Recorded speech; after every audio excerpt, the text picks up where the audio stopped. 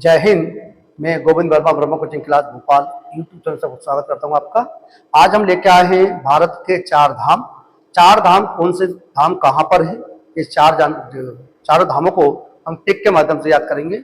हमने यहाँ पे टिक लिख रखी है, चार धाम के नाम, राज्य का नाम और कुछ विशेष जानकारी आपको देंगे। तो यहाँ पे हमने टिक लिख रखी है, जा बा जब राजो जब रासो। तो याद रखना है, जा बा जब रासो जब रासो। ये छोटी सी चार शब्दों की ट्रिक है, इसमें हमारे चारों धाम के नाम इसमें आते हैं। तो जहाँ से आता है जगन्नाथपुरी, जहाँ से जगन्नाथपुरी आता है हमारा, और बा से आता है बद्रीनाथ। तो जब में क्या हो जाएगा, जगन्नाथपुरी, और बा से आता है बद्रीनाथ की, ये हो गया जब। रासों में देखेंगे तो रा से रामेश्वरम और सो से सोमनाथ। तो रा से रामेश्वरम और सो से सोमनाथ, ये हमारा दो धाम ये हैं, दो धाम ये, टोटल मिलाकर चार धाम है। तो जब रासो, जहाँ से जगन्नाथपुरी, बा से बद्रीनाथ, रा से रामेश्वरम और सो से सोमनाथ। ये चारों धाम कौन सा धाम कहाँ पर है, याद रखिए। तो जगन्नाथपुरी जो है हमारा उड़ीसा राज्य पड़ता है। यहाँ पर भगवान जो कृष्ण जी है और उनके भाई बलराम जी और उनकी जो बहन थी सुभद्रा, तो भगवान जगन्नाथपुरी के नाम से ये धाम को जाना जाता है उड़ीसा राज्य में। तो तीनों, मतलब बलराम जी का और उनकी बहन सुभद्रा और भगवान कृष्ण का ये मंदिर है। वहां पर तीन रथ यात्रा निकलती है, तो तीन रथ निकलते हैं हमारे उसमें, और ये जगन्नाथपुरी में काफी फेमस यात्रा मानी जाती है। चार धाम में से एक धाम हमारा जगन्नाथ धाम, जगन्नाथपुरी के नाम से जाना जाता है, उड़ीसा राज्य में स्थित है। इसके बाद दूसरा हमारा जो है बद्रीनाथ है, जो कि हमारा उत्तराखंड के चमोली जिले में पड़ता है।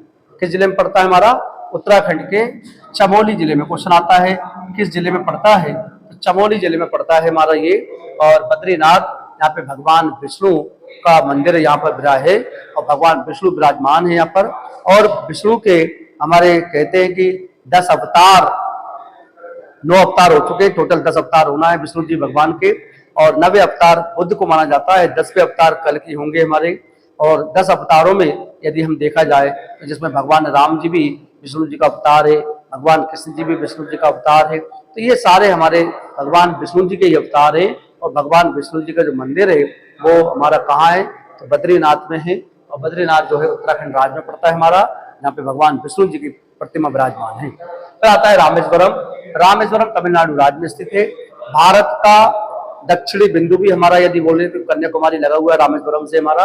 और रामेश्वरम में भगवान राम ने जब माता सीता जी का हरण करके रावण ले गए थे, तो रावण से सीता जी को वापस लाने के लिए श्रीलंका में, क्योंकि लंका जो श्रीलंका जिसे आज वर्तमान में कहते हैं, तो समुद्र के उस साइड में हमारी लंका लगी हुई थी। और समुद्र को जब पार करना था, लंका के लिए जाना था, तो उस मार्ग को बनाने के लिए, समुद्र में मार्ग बनाना चाहते थे भगवान राम और उनकी जो वानर सेना थी। तो वहां पर उन्होंने तपस्या करी थी और भगवान श्री राम जी के द्वारा वहां पर एक शिवलिंग की स्थापना हुई और उसको नाम दिया गया रामेश्वरम। तो रामेश्वरम जो है हमारा कहाँ है, तो तमिलनाडु में है। ये भी भगवान राम के नाम से ही फेमस है। भगवान शिव जी भी वहां पे विराजमान है, इसलिए वहां पे कहते हैं कि रामेश्वरम। तो रामेश्वरम जो है हमारा तमिलनाडु राज्य में पड़ता है और ये भी चार धाम में से एक धाम माना जाता है। चौथा धाम है हमारा सोमनाथ। सोमनाथ गुजरात राज्य में है हमारा, और सोमनाथ गुजरात में है। कहते हैं कि 12 ज्योतिर्लिंग है हमारे सनातन धर्म में, और भारत में 12 ज्योतिर्लिंगों का विस्तार है। सबसे प्राचीन ज्योतिर्लिंग को जिसे माना जाता है तो सोमनाथ गुजरात का माना जाता है। यहाँ पे भगवान शिवलिंग की प्रतिमा विराजमान है।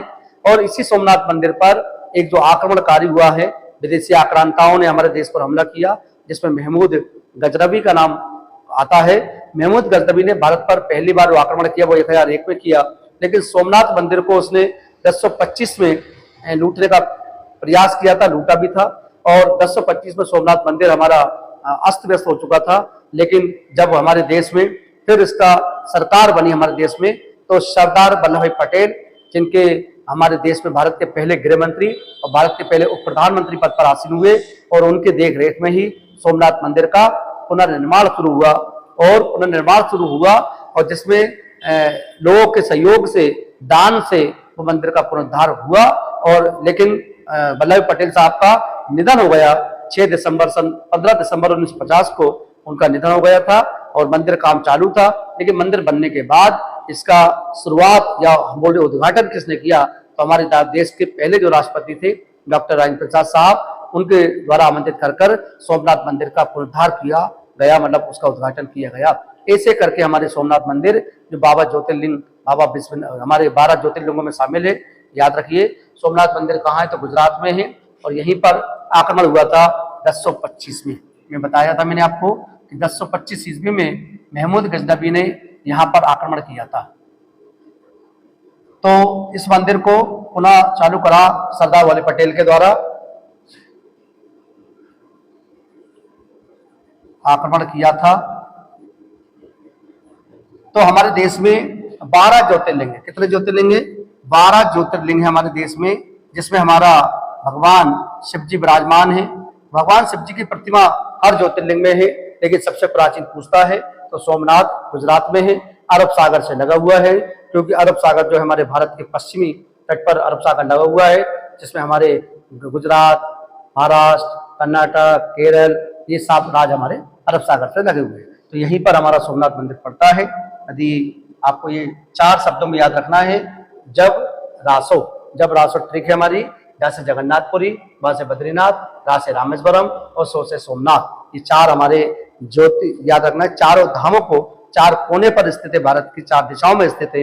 यदि आपको छोटी सी ट्रिक समझ में आई हो, यदि वीडियो अच्छी लगी हो तो लाइक करिए, शेयर करिए और सब्सक्राइब करिए Verma coaching class Bhopal YouTube channel को। मिलते हैं अगली क्लास में। जय हिंद।